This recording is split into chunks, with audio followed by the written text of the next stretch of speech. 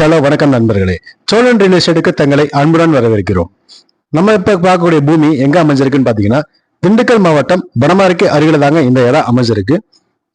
கரெக்டா திண்டுக்கல் டு திருச்சி ஹைவேல இருந்து இந்த இடத்துக்கு போறதுக்கு கரெக்டா 5 கிலோமீட்டர் டிஸ்டன்ஸ் தாங்க இந்த இடம் அமைஞ்சிருக்கு.